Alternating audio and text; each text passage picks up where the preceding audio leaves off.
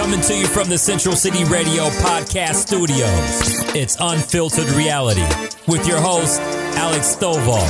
Unfiltered perspective, people. That's why we call it the Unfiltered Reality. It's about to get real. Hello, everybody. Hello. This is Alex Stovall, a.k.a. The White Sheep, saying the quiet part out loud from Unfiltered Reality. I am really excited about today. I'm excited about all the days we're on the podcast, but there are a couple things that I want to talk about. I mean, it comes as a shocker to some, but I do have a lot of opinions and things that I wanted to actually kind of cover real quickly here. Well, but I'd like to introduce my co-host, my lovely, delicate flower. As always. Jade. Thanks for tolerating me. No problem. As we talked about last week, just education is a big thing. We are very, very passionate. By we, I'm not speaking French. I would say Jade would concur with me. Yes, the community sir.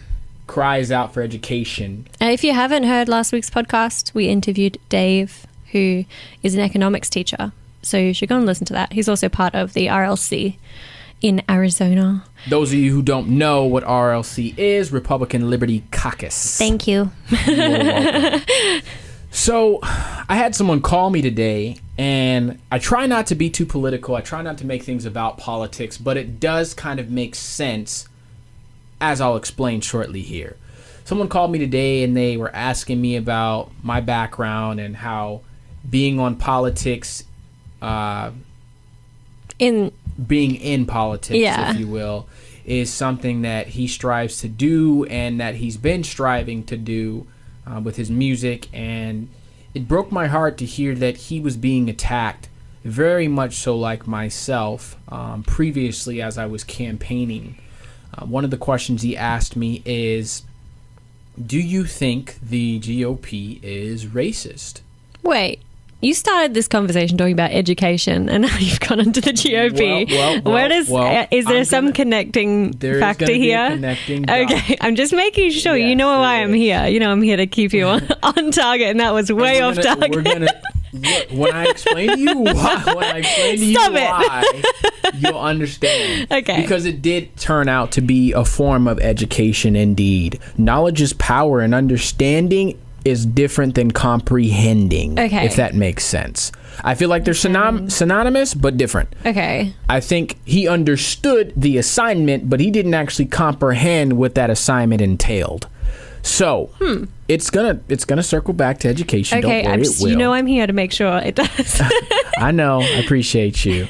So he started asking me questions, going back to the question he asked, do you think the GOP is racist or prejudiced? My response was a bit delayed. I was a bit shocked coming from a person that experienced it, and also coming from a person that's currently involved and does music for the GOP. I'll explain to you why I'm not... He does music for the GOP? He's in that MAGA movement. I'm trying to think of what the individual's name was that did the whole... Not the... I thought you were saying that you do music for the GOP. I was like, since when? But there was a song that came out where he was basically Bryson or something like that, where he made a big song about Trump and his presidency, and then the MAGA movement started. I don't even remember the song because I got short-term memory loss for things like that. But be that as it may, not to negate from where his personal experience was. Yes. This individual is apparently coming at him, as they would say in the streets, also known as personally attacking him and discrediting him and what he does in his art. For whatever reason, we haven't got to the bottom of that yet. And was this a member of the GOP or somebody who is an elected official who was coming after him, or was it just one of these, and no offense, ultra MAGA people who doesn't think that anybody's doing the work of the Lord Donald Trump? Yeah, I think he was an ultra MAGA coming after somebody that is a part of the MAGA circle that, they didn't think was doing enough. Right. MAGA-ness. Wasn't MAGA enough, whatever that means. Right, yeah. But like we said, we talk about the community, we talk about politics, but this does tie into education and why it's important for people in the community, especially in Black America, to understand and comprehend what's going on around us. Yeah. So I kind of explained to him yes, and I explained to him why I said yes. If you're dealing with a community, let me just give you this tangible example. If Joe Biden got in front of the entire United States on a State of the Union or a press conference and said he spoke for the entire white community, the man would be crucified. Just throwing it out there. So I do think it's a bit interesting that the GOP does, in fact, that with individuals that are people of color. You have Larry Elder, for example, who's a big spokesperson, quote unquote, for the black community. And last time I checked, not all people of color think alike. Not all people of color come from the same backgrounds. So to see that we have a small mass majority of people that, quote unquote, speak for the black community, it's a bit concerning. But no one's saying the quiet part out loud, so I'm just throwing it out there. As you do. I just think it's just strange. That's all I'm saying. Yeah. This individual started to speak out against the narrative of what they've been pushing for so long, so they've started attacking him and trying to discredit him. Definitely can say I can relate to how he's feeling because I've been there. Right, because I know that I would be... Look, I don't know how I would feel if somebody came out and said, I speak for the full white population because I'm white, I'm Australian. What if one random, like, old Aussie guy was like, oh, this is what we all think. Like, we all hate this, we all love this. No, sir. Like, everybody has their own identity, just like the black community, just like Aboriginal communities, just like there should not be one spokesperson who is elected as that entire cultural community's spokesperson. Right. Exactly. And that's what we're talking about today. Understanding that the general population has a vast amount of people. I don't know if you guys knew that, but if you've ever been outside of the country and you've been to, like you said, Aborigines communities, to Polynesian communities, they don't all think alike. They don't all come from the same background. Similar, yes, but they don't all have the same perspectives on everything. That's why I say, going back to how you tie this into education, understanding and having a pulse not only on your community, but having a pulse on your immediate circle and the, I guess you can call it the not so immediate circle, people that may influence your inner circle or yourself per se. So we had a great conversation, and some of the things I kind of told them was, you have to understand the nature of the beast in politics, and when you're doing anything that has the public eye involved, you're going to have people that don't necessarily agree with you. But the moral of the story was, get educated, knowledge is key, and understand that not everybody is going to subscribe to everything that you believe. So I kind of congratulated him. I said, great, that means you now have your own identity. You're not a part of the peanut gallery. There's nothing wrong with you having an opposing view to something. And this goes out to everybody out there that may have a different job, different lifestyle, different perspective on things. There's nothing wrong with you having those opinions or having those different perspectives. However, the caveat to that is you have to be able to communicate and effectively articulate your stance or your public or political views with another person without cutting them down, demeaning them, or belittling them because they may have an opposing view. Exactly. We've said this before. Like, that's so important to us, the fact that so many times people can be like, everyone's entitled to their own opinion. Unless your opinion's different to mine, then you can shut up. Like, I mean, we are like, we need to be about like identity, being truthful and sharing your own perspective. Like, that's a massive thing for us. Anything that's been done or created in a positive manner. I mean, for Pete's sake, Steve Jobs didn't agree with most of the people he worked with. Bill Gates probably didn't agree with most of the people he worked with. Healthy discussion, debate, and disagreement is okay. That helps the company grow. That'll help the community grow. That'll ultimately help you grow. Well, you don't have to agree with everything. Yeah, like, for example, in politics, as we always go back to, because that's a large part of our lives, is the fact that Democrats and Republicans actually have to work together. Once you're in office, wait, you have to work together. They work together, and that's what makes the country go well. In the best way that it can at the moment. But so you're telling me Democrats and Republicans, two houses, have to come together as a whole to pass legislation that's ultimately going to benefit the people? I wonder if people don't know that. God bless America. They must, because I wouldn't have known that before being with you and being exposed to the fact that it's not just once this person's elected, they make all the decisions. No, it's you have to vote, and both parties are allowed to have their say. It's not, Right. yeah. Which reminds me, everyone seems to think that it's a good thing that gas is going down. I've said it once, I'll say it again, America. Just a little side note, guys. If it walks like a duck and quacks like a duck, it's probably a chicken. I'm just throwing it out there. There's something just not right about what's going on with our economy. People are going to come after you for saying that you're not happy about gas going down. But Pull a ticket. Everybody's coming after me lately. Yeah. I am not suicidal. Just throwing it out there. I love my life. I'm just throwing it out there, man. Yes, You start yeah. making sense and saying the quiet part out loud, people start to come after you. I mean, when I was in politics, I'm still in politics, but actively running, I was running in a real hot seat. Hot commodity, as you could say. And the minute people realized I was a threat, man, they tried to take my legs and my unborn child. It was horrible. well, they came after everything and everybody we know. Side note, once again, because I'm always about giving free chicken and golden nuggets. We love nuggies. Big nuggies. Even though we don't eat them. But If you're being attacked, you're probably on target. yes. Never, ever, ever alter who you are to accommodate somebody. That's what I would say. Mm-hmm. But going back to, like I said, we were going to tie this to education. I was having I've been waiting. I had a great discussion today at work. We were talking about psychology. My PhD, as most of you guys do or don't know, is in cognitive thinking, emotional intelligence, and intelligent quoting, right? Imagine being engaged to that. Yeah. Well, I'm an inquirer by nature, Yeah. right? I think everybody's It's hard to curious get away by with nature. anything, isn't it? Well, it could be the military in me too. I'm just very observant. But going back to that, we were talking about understanding how Black America and corporate America are two different things. People say there's no Black America. The devil is a lie. Yes, there is.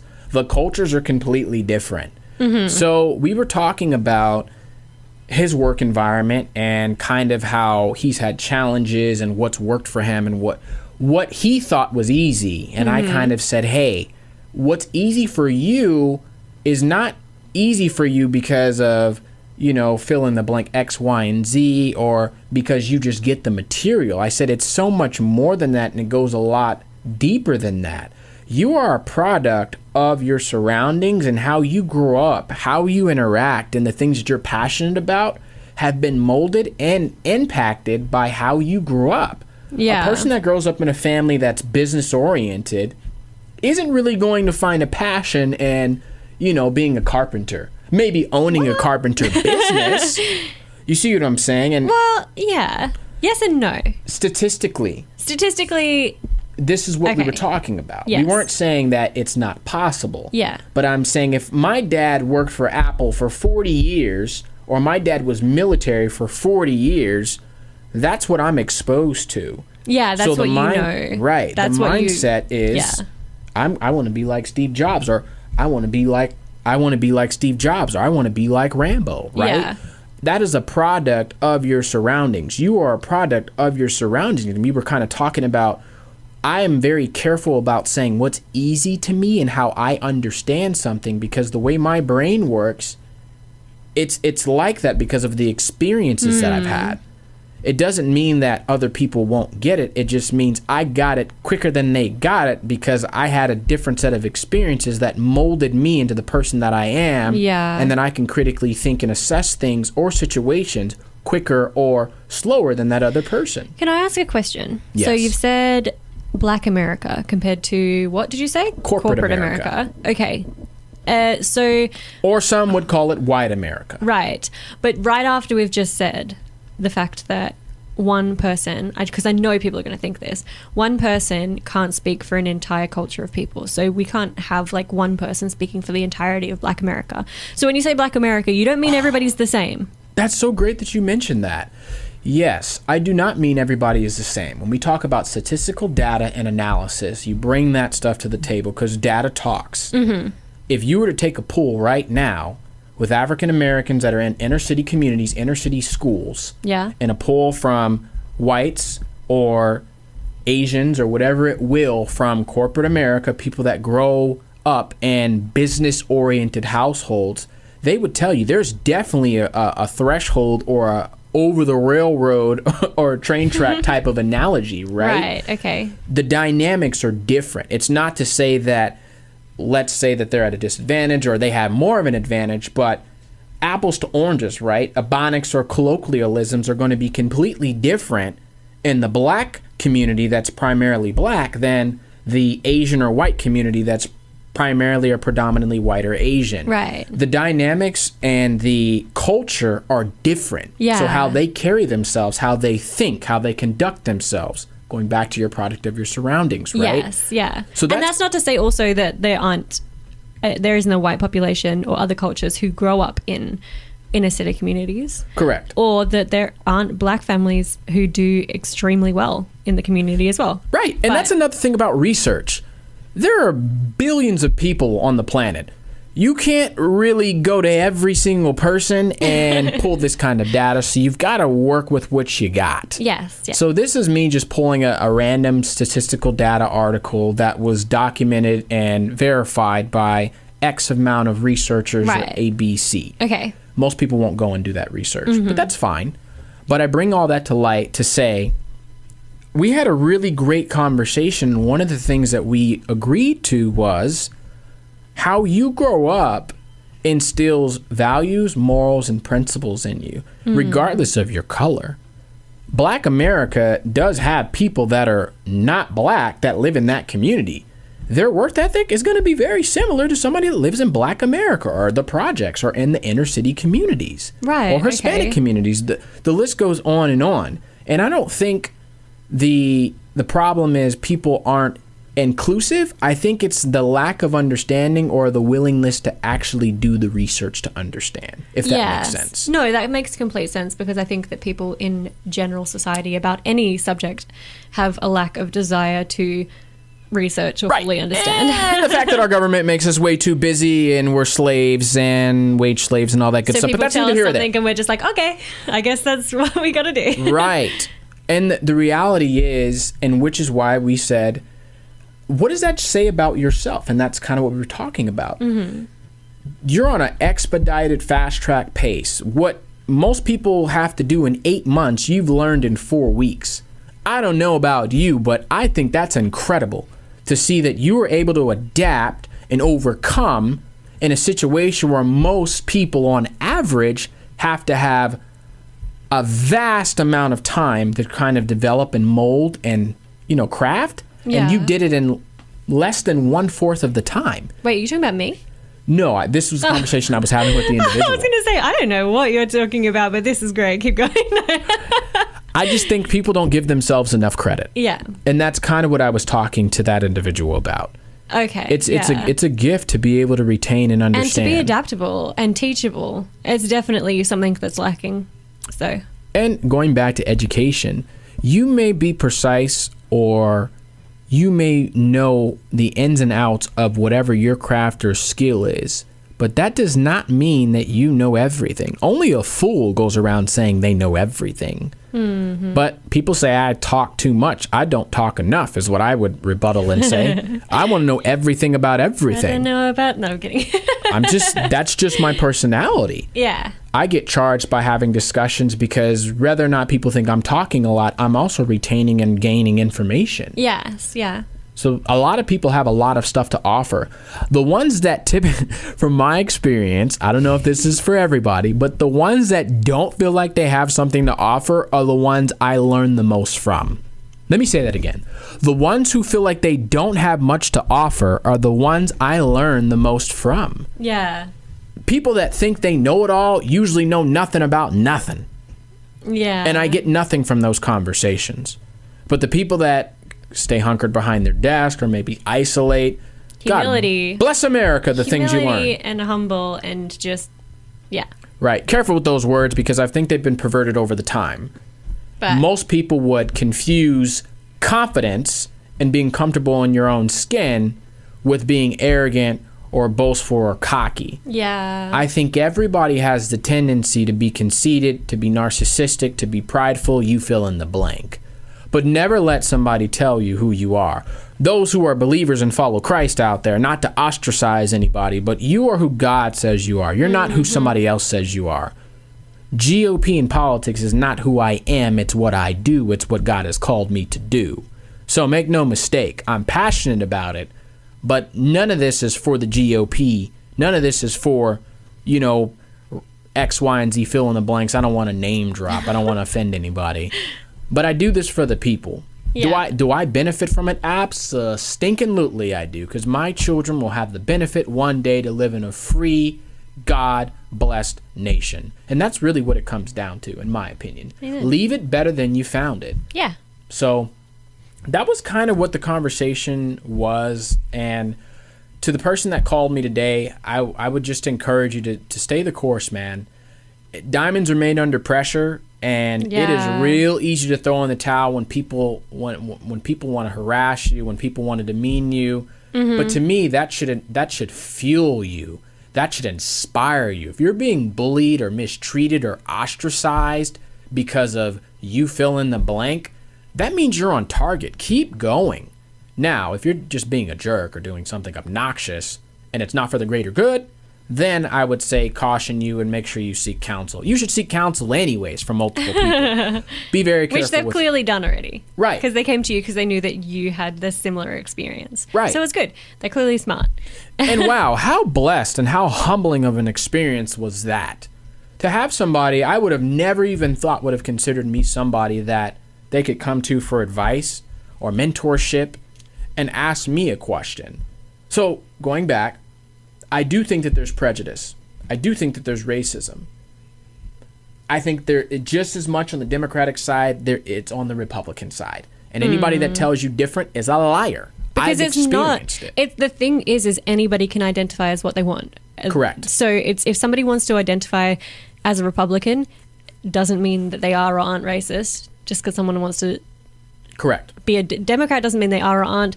Like that's the thing is there's people can identify as whatever they want, whatever.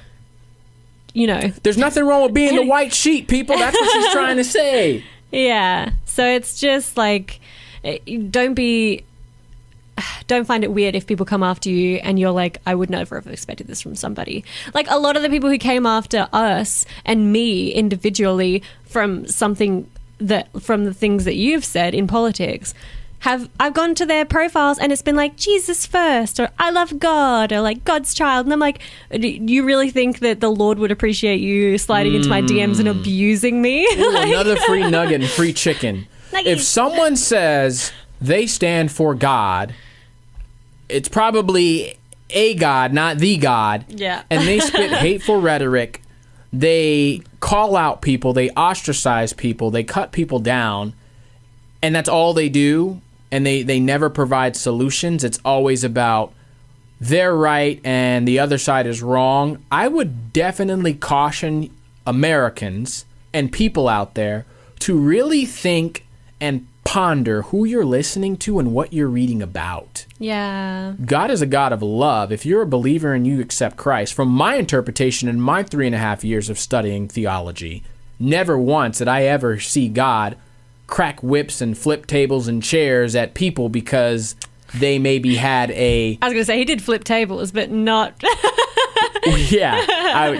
Thank you for letting me finish. Definitely flipped tables. For somebody having an opposing view. He was the way, the truth, and the life, but he never said, well, you're going to hell because you believe this. Yeah. Now, granted, the truth is out there. He wrote it out. He spelled it out for everybody. Yeah. So what I would say, going back to, as we come to a close... me tapping my watch that's not even there, my invisible timekeep. I would say, understand that people that edify, encourage, and bring life into a circumstance or into your community are the people you probably want to cling and hold close to. Yeah. And also... just to anybody, like not even just the person who contacted Alex, who I don't even know who it is. confidentiality. But if people are coming after you and you feel like you're doing something that is right, that you are passionate about, and it's not harming other people, then like you're on target, because people are going to come after you when they see you doing something that they know is going to be impactful against what they believe. Diamonds are made under pressure. Yes. Yeah. So without further ado, we just want to say we appreciate you guys for tuning in. I'm your host, Alex Stovall, aka the White Sheep, whoop, whoop, on Unfiltered Reality. Subscribe to our YouTube channel. Yeah. Oh, yeah, sorry, let me do that. That's my thing. So if you want to contact us, you can find us on Instagram at Unfiltered Reality Podcast. You can email us at unfilteredrealitypod@gmail.com and let us know what topics you'd like us to speak about, if you have somebody interesting in your life or your community that you would like us to speak to. And what are your socials, babe? Alex for Arizona, because I am running for office in 2024. Woo, woo, woo, woo. And that's everything, right? Yep. God bless America. See you guys Amen. next week. Bye.